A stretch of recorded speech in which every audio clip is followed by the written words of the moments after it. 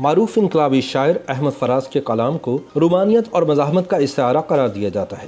ان کی شاعری میں رومان کی علامتوں سے لے کر مزاحمت کے استعاروں تک، ہجر کے مراحل سے وطن پرستی کی فکری اساس تک معنویت کے کئی در واہ ہوتے تھے۔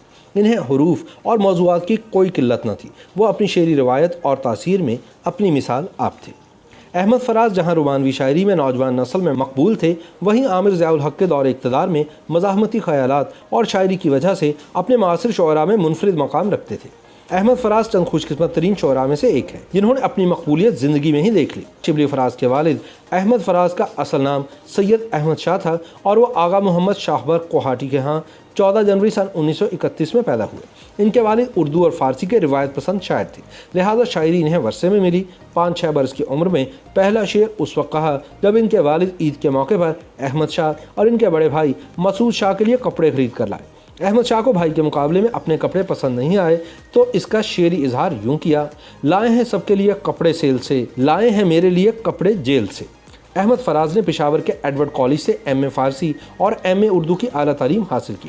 وہ صاحب کتابیات، مخزن فکر و فن اور منبع علم و کمال تھے۔ ان کی شاعری دور حاضر کی منفرد آواز تھی اور عہد نو کے لطیف ذہنی رد عمل کا سچا نمونہ تھی۔ انہوں نے اپنا کریئر ریڈیو پاکستان پشاور میں اسکرپٹ رائٹر کے طور پر شروع کیا۔ بعد میں وہ پشاور یونیورسٹی میں اردو کے استاد مقرر ہوئے۔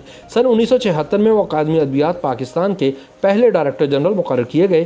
بعد ازاں انہیں نیشنل بک فاؤنڈیشن کا ایم ڈی بنا دیا گیا۔ احمد فراز کی شاعری میں صدیوں کے تلاطم کا شعور بھی ہے اور عہد ناپرساں کی تلخیوں کا ادراک بھی۔ فراز کی فکر رسا لمحہ موجود سے سراغ پاتی ہے اور اندیکھے مناظر کی رخ کشید کرتی ہے۔ ان کی غزلیں تغزل سے بھرپور نادر مضامین اور خیالات کا مرقع ہے۔ آج بھی مہدی حسن اور نور جہاں کی آواز میں احمد فراز کا تخلیق کردہ کلام ہماری سماعتوں میں رس گھولتا ہے۔ احمد فراز کے کلام میں رومانوی رنگ غالب ہے، تاہم ان کی غزل میں نو کلاسیکی رنگ نمایاں ہے۔ انہوں نے مزاحمتی شاعری میں بھی ایک مقام پیدا کیا ہے۔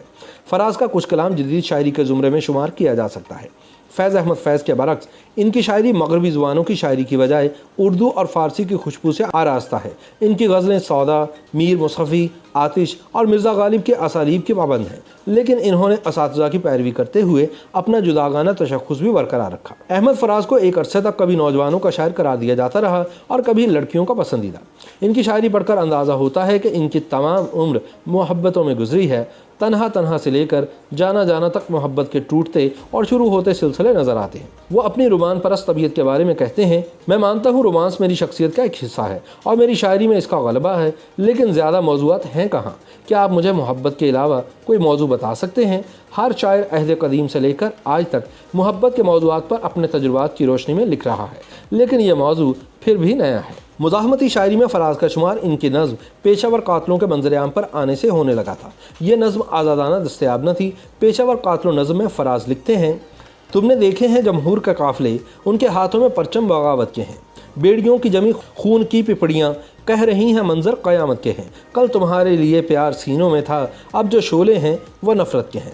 ضیاء الحق کے دور میں فراز کی سرکشی اور مزاحمت عروج پر تھی۔ آمریت کے زمانے میں ان کی نظم محاصرہ عصر حاضر کا ترانہ بن گئی۔ مزاحمتی ادب کی تاریخ میں یہ نظم ایک امتیازی حیثیت کی حامل رہے گی۔ ضیاء الحق کے دور میں ہی انہوں نے خود ساختہ جلاوطنی اختیار کی، لندن کی سڑکوں پر وطن کے گلی کوچے یاد کرتے رہے۔ پرویز مشرف کے دور میں ملنے والے سرکاری اعزاز ہلال امتیاز کو بھی واپس کر دیا۔ احمد فراز نے حق بات کہنے میں کبھی پسپائی اختیار نہ کی۔ انہیں ملنے والے دیگر اعزازات میں آدم جی ادبی انعام، کمال فن ایوارڈ اور ستارہ امتیاز شامل ہیں۔ جامعہ کراچی نے انہیں پی ایچ ڈی کے اعزازی سند بھی عطا کی تھی۔ احمد فراز کے 14 مجموعہ کلام میں تنہا تنہا، درداشوب، نایافت، شب خون، میرے خواب ریزہ ریزہ، جانا جانا، بے آواز گلی کوچوں میں، نابینا شہر میں آئینہ، سب آوازیں میری ہیں اور اے عشق جنوں پیشہ شامل ہیں۔ فراز کے کلام کی کلیات بھی شہر سخن آراستہ ہے کے عنوان سے شائع کی گئی ہے، جس کے 1500 سے زائد صفحات پر احمد فراز کے احساسات کی کہکشاں یکجا ہے۔ اس میں کوئی شک نہیں کہ وہ اپنی زندگی کے آخری لمحات تک عزیز جہاں رہے، اور اس حقیقت کا اعتراف بھی ضروری ہے کہ برق کوہاٹی کے اس فرزند نے شاعری کی دنیا پر حکمرانی کی اور شہرت عام سمیٹی۔ ان کی شاعری صرف تخلیق کا سرچشمہ ہی نہیں، زندگی کا وہ بیان بھی ہے جس کے رنگ گہرے، دلکش اور بھرپور ہیں، جن کو کسی چہرے کی مسکان میں دیکھا جا سکتا ہے یا کسی حسینہ کے ملبوس میں، اور کہیں ان کے حروف میں دکھ کا دھواں بھی اٹھتا ہے جس میں دل راکھ ہو جاتا ہے۔ انہوں نے کمال مہارت سے اپنی ذات کے دونوں گوشوں کو متوازن رکھتے ہوئے زندگی گزاری۔ وہ صرف نام کے ہی فراز نہیں تھے، بلکہ آزمائشوں کے کئی نشیب طے کر کے سرفراز ہوئے۔ YouTube पर गूगली न्यूज देखने के लिए youtube.com की सर्च बार में गूगली न्यूज टीवी टाइप करें। गूगली न्यूज के पेज पर सुर्ख रंग के सब्सक्रिप्शन वाले बटन पर क्लिक करना ना भूलिए। YouTube पेज पर अपलोड होने वाली वीडियो से बाखबर रहने के लिए बेल आइकन पर क्लिक कीजिए। आपको हर नई वीडियो के बारे में नोटिफिकेशन मौसूल हो जाएगा।